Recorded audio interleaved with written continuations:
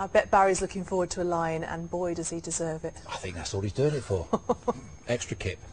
Now, a dwindling congregation is not a problem affecting one church in Sussex. The pews are full of famous faces. Visitors to St Paul's Church in central Brighton can take a seat alongside the likes of Elvis and Sir Winston Churchill as part of an exhibition for the city's festival. Juliet Parkin is there live for us now. So, Juliet, who's been saying their prayers there this evening? Well, Bev, there's quite a gathering here at St Paul's this evening. There's 75 members of the congregation, among them great British icons, legends of the music industry and members of the public. It's all part of the festival's open houses, and God's House, it seems, is proving a very popular stop on the tour.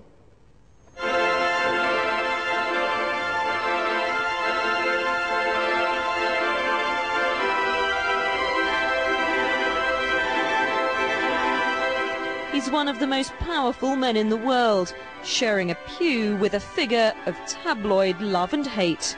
An unlikely congregation conjured up by over 30 local artists.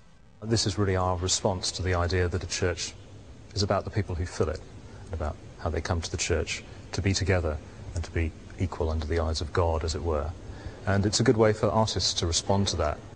Here, politicians mingle with members of the public, and in a space built on morality, both sin and virtue are explored in the portraits. I think in a search for truth, you've sometimes got to go a little bit near the edge. You've sometimes got involved in a little bit of controversy. Otherwise, you will never find the truth. And so we need to be challenged sometimes, and a bit of controversy gives a bit of spark. It seems to be very much a place that sort of welcomes people, and you know, this is a kind of representation of people, and to me it makes a lot of sense, and I'm really glad I came in. In the old days, churches used to be used as marketplaces and Lord knows what, and I think there's something to be said for that. Artists as young as 12 came forward with their offerings. The oldest, 89. I think there's such a variety here, and the whole idea, you know, the open house, the house of God, you know, and the vicar is all for it as well.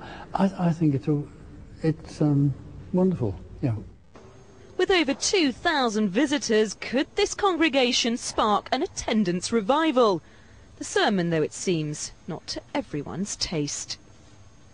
Well, the exhibition here is on until Monday, so just a few more chances to come down and see some of the portraits. But beyond that, the hope is that some of these visitors will return here and get a sense of the bigger picture, that is, the church itself. Juliet, thanks very much for that. Full congregation, but not much on the collection plate, I should think. I think you're probably right. A little bit of cricket news for you. Kent